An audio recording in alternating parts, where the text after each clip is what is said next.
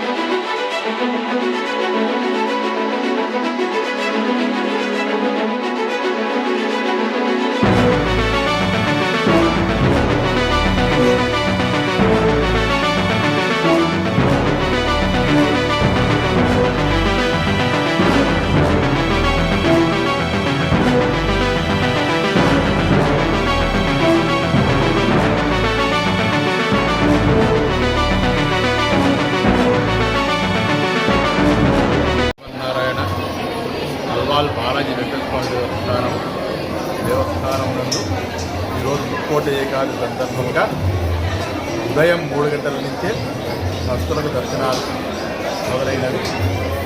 మన దేవాలయం సుమారు 450 సంవత్సరాల పురాతనమైన దేవాలయం, దక్షిణ తిరుపతిగా ప్రఖ్యాతిగాంచినది.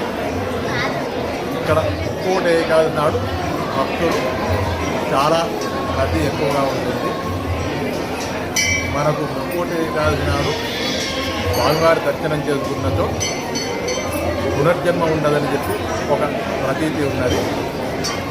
ఇక్కడ అందరూ భక్తుల సహకారంతో చైర్మన్ రాజా సంజయ్ గోపాల్ సైన్యర్ గారు, ఈవో వీరేశం గారు మరియు కమిటీ సభ్యులు అందరూ జాగ్రత్తగా అన్ని పనులు నిర్వహించి ఉన్నారు. భక్తులకు ఎటువంటి అసౌకర్యం లేకుండా చాలా చక్కగా క్యూ లైన్లు ఏర్పాటు చేయడం జరిగినది. జయ శ్రీమన్నారాయణ. అందరికీ వైకుంఠ ఏకాదశి మరియు ముక్కోటి ఏకాదశి శుభాకాంక్షలు. నేరానికి 24 ఏకాదశిలు ఉంటాయి, కానీ వైకుంఠ ఏకాదశి చాలా ప్రత్యేకమైనది. సూర్యుడు ఉత్తరాయణకి వెళ్లే ముందు ధనుర్మాసంలో జరిపే ఈ ఏకాదశిని వైకుంఠ ఏకాదశి, ముక్కోటి ఏకాదశి అంటాం. ఈరోజు ప్రజలు గుడిలో ఉదయాన్నే వెళ్ళి ప్రార్థన చేసుకోవడం, వెళ్ళి దేవుడికి సమర్పించుకొని అన్ని పుణ్యాలు చేసుకుంటారు. అందరికీ వైకుంఠ ఏకాదశి శుభాకాంక్షలు. ఈరోజు వైకుంఠ ఏకాదశి లోపలికి దేవుని దర్శనం చేసుకుంటే చాలా మంచిదని ఆనవాయితీ. కాబట్టి వెంకటేశ్వర స్వామి ఆశీస్సులు అందరికీ ఉండాలని మనస్ఫూర్తిగా కోరుకుంటూ ఓం నమో వెంకటేశాయ నమః.